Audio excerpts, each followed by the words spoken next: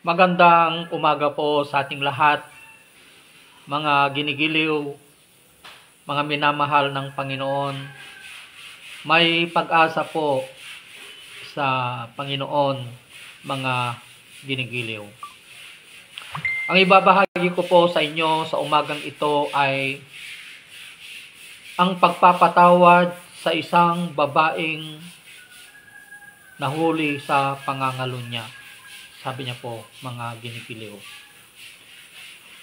Ito po ay matatagpuan po sa Juan 8, no? Ang sabi niya po dito, basahin po natin ang salita ng Panginoon. Si Jesus naman ay pumunta sa bundok ng mga olibo. Kinabukasan, maaga pa'y nagbalik na siya sa templo. Lumapit sa kanya ang lahat ng mga tao. Umupo siya at nagsimulang magturo. Dumating doon ang mga tagapagturo ng kautusan at mga pariseyo na may dalang isang babaeng nahuli sa pangangalo niya. Iniharap nila ito sa karamihan at sinabi kay Jesus, "Guro, ang babaeng ito ay nahuli sa aktong pangangalo niya. Ayon sa kautusan ni Moises, dapat batuhin hanggang sa mamatay ang mga katulad niya. Ano naman ang masasabi ninyo?" Itinanong nila ito upang subukin siya at nang may maiparatang sila laban sa kanya kung siya ay magkakamali sa kanyang mga sagot. No? Ngunit yumuko lamang si Jesus at sumulat sa lupa sa pamamagitan ng daliri.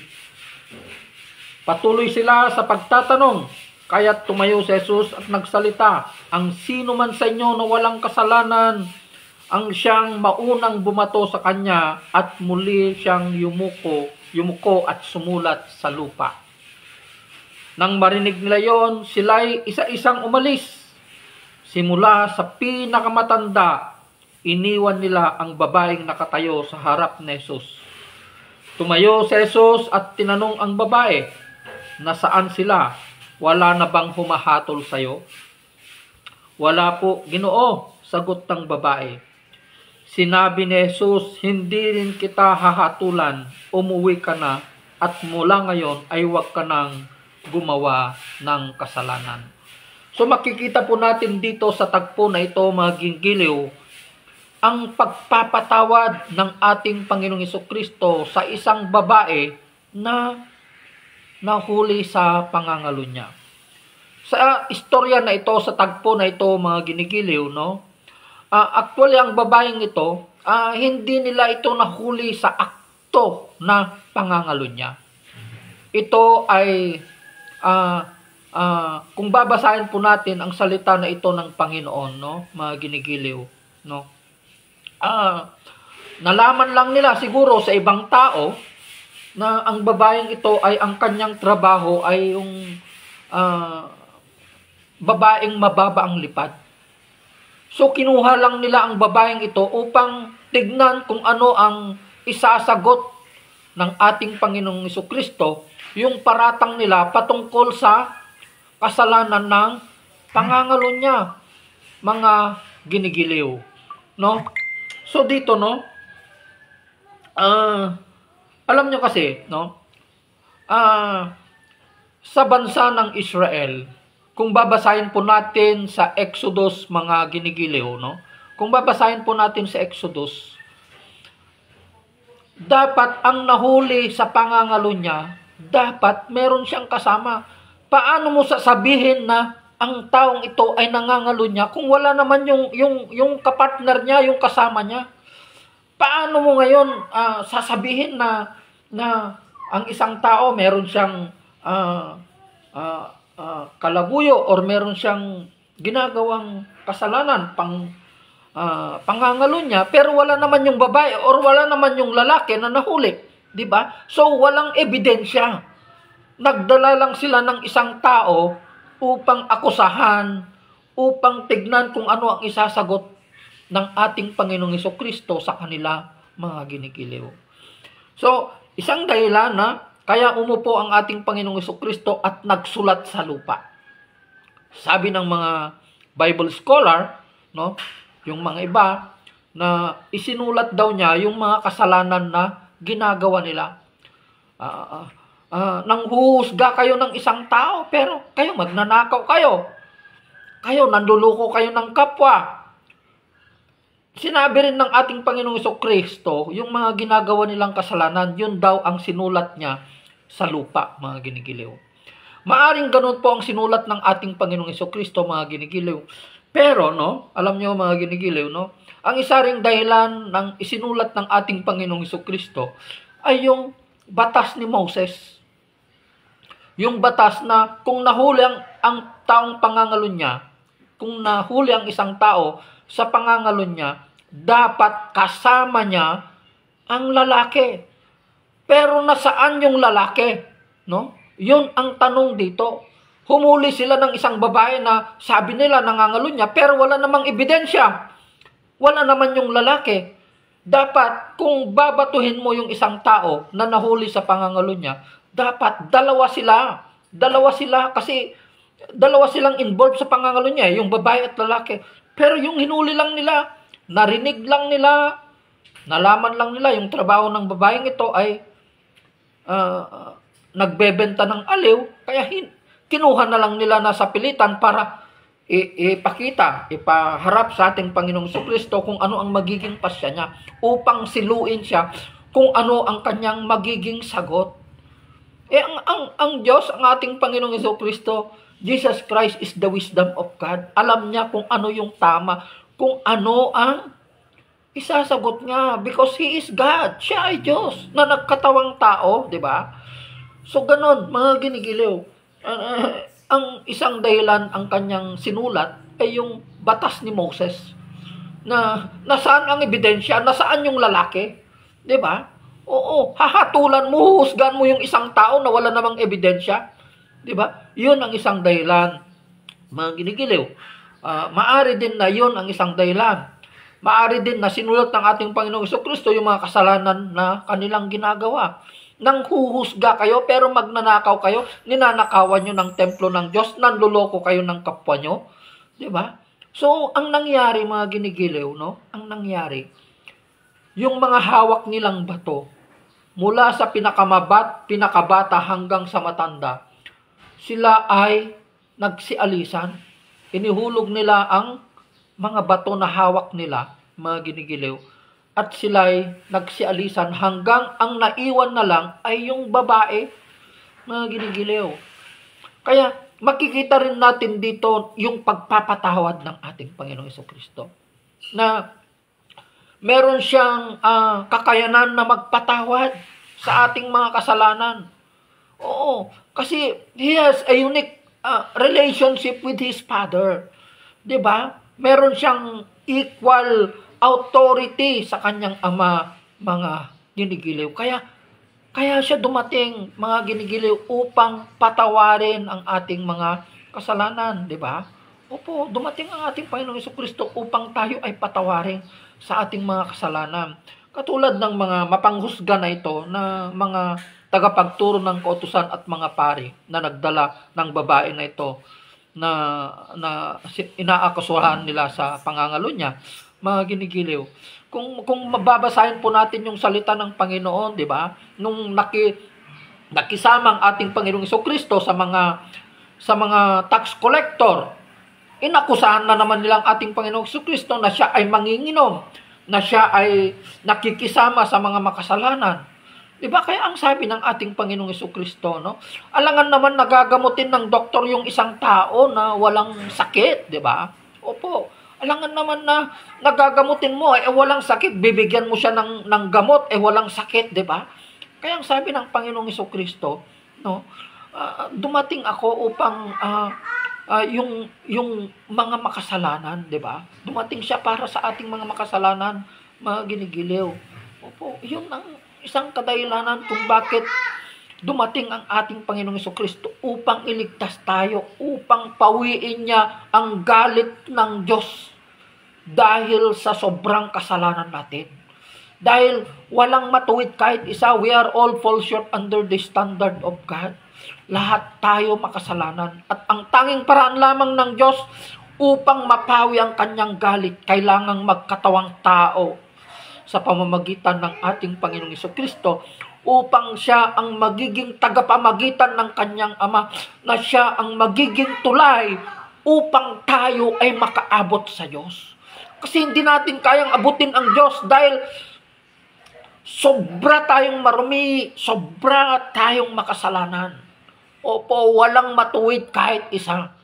Iisa lang ang nagkatawang tao na walang bahid na kasalanan, na karapat dapat lamang na ipako sa krus, walang iba kundi ang ating Panginoong Hesukristo, mga kinikiliw.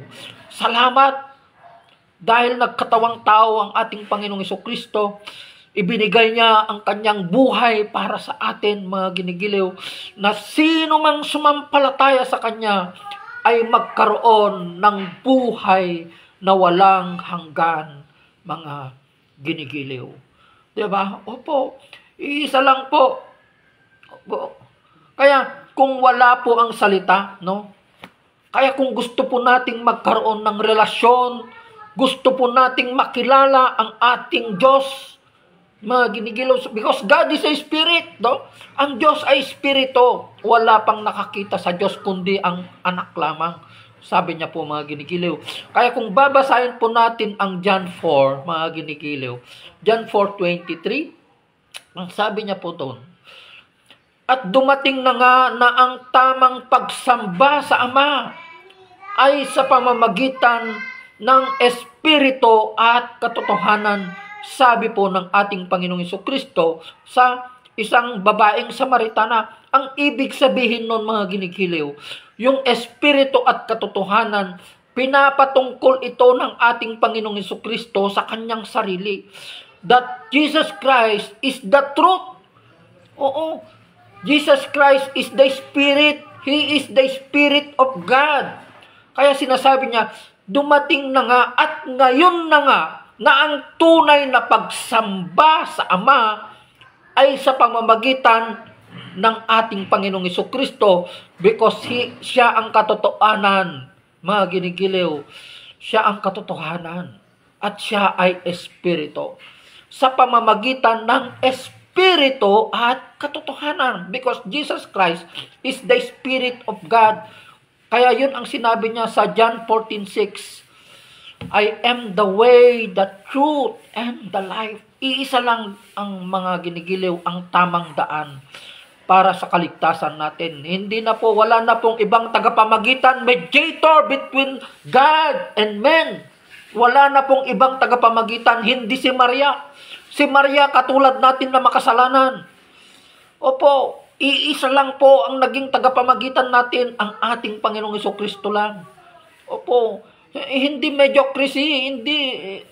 Si Maria, katulad din natin siya na tao na makasalanan. Oo, isa lang ang walang kasalanan, walang bahid na kasalanan. Si Kristo lang. Sino bang naipako sa cross? Si Maria ba? Si Kristo lang. Ginamit lang ng Diyos si Maria bilang ina ng Espiritu ng Diyos na nagkatawang tao. Kaya blessed si Maria kasi ginamit siya ng Diyos na ina ng ating Panginoong Hesukristo. Kaya hindi po natin siya pwedeng sambahin. Kasi parehas lang natin na makasalanan, mga ginigiliw. Ang dapat lang nating sambahin yung naipako sa cross.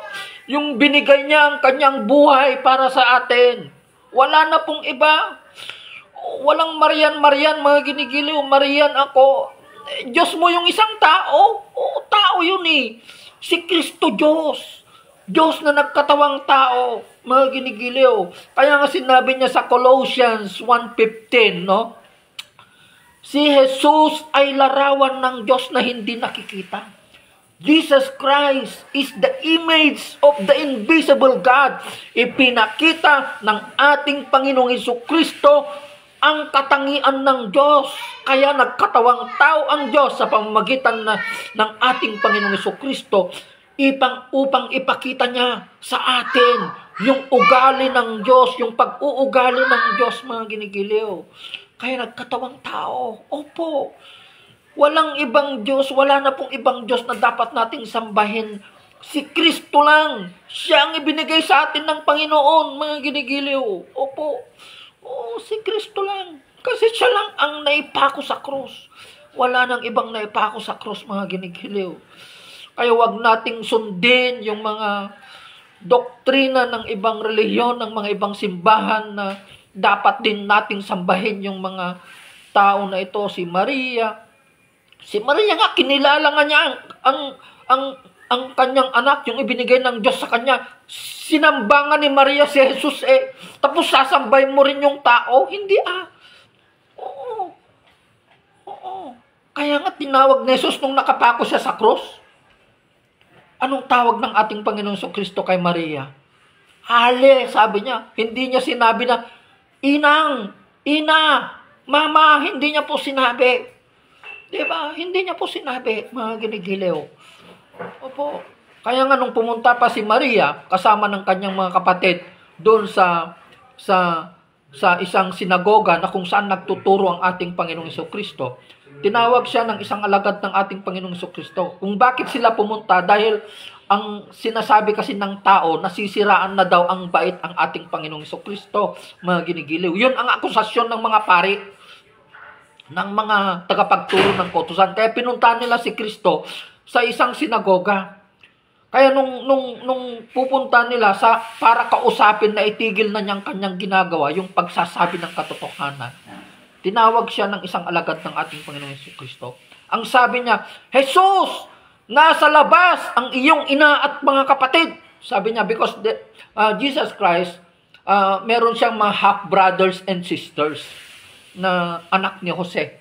Half-brothers, sabi natin, kasi si Jesus Christ, siya ay ipinanganak sa pamamagitan ng kapangyarihan ng banal na espiritu. Pero yung mga kapatid, half-brothers and sisters ni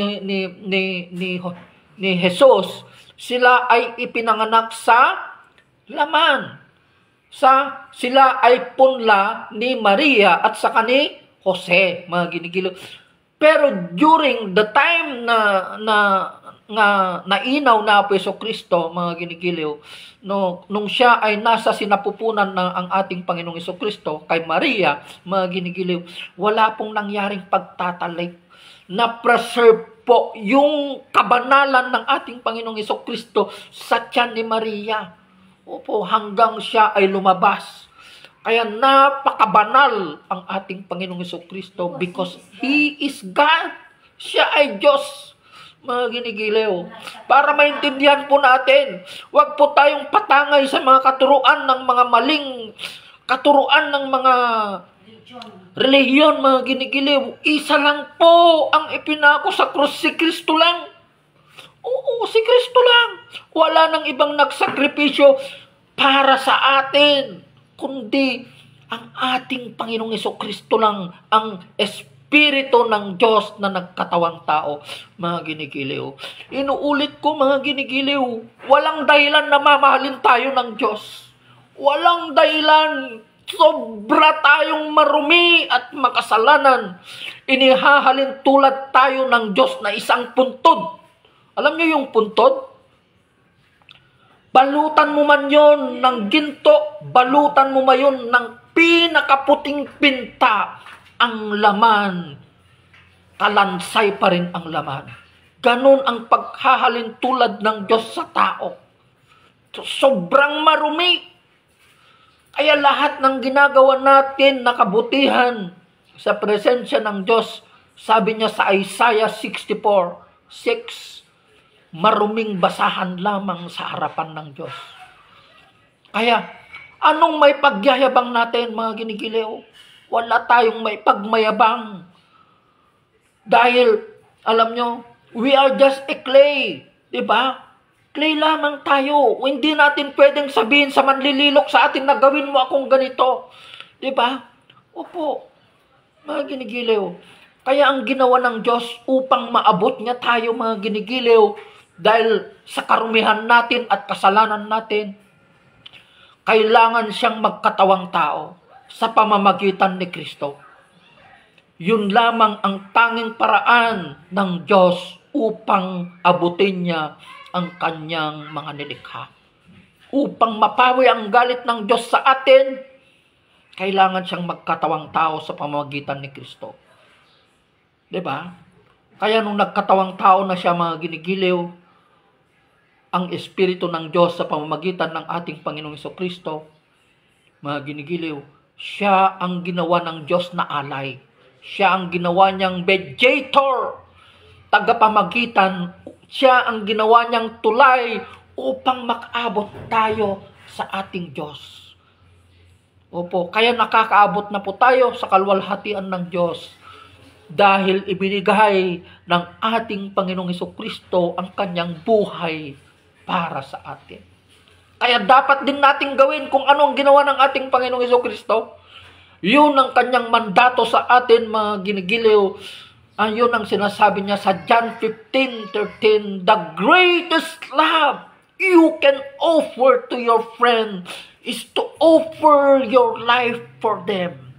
If you are doing this, you love me, sabi po ng ating Panginoong Kristo. Na kapag inialay mo ang iyong buhay para sa iyong mga kapatid, ibig sabihin, minamahal mo ako, sabi ng ating Panginoong Kristo. And I will no longer call you my servant any longer, because a servant does not know his master is doing. Hindi na kita tatawaging abang lingkod, sapagkat ang abang lingkod ay hindi niya alam ang kanyang ginagawa. Instead, I am going to call you my best friend forever, because all the secret of my Father, I am going to reveal it to you.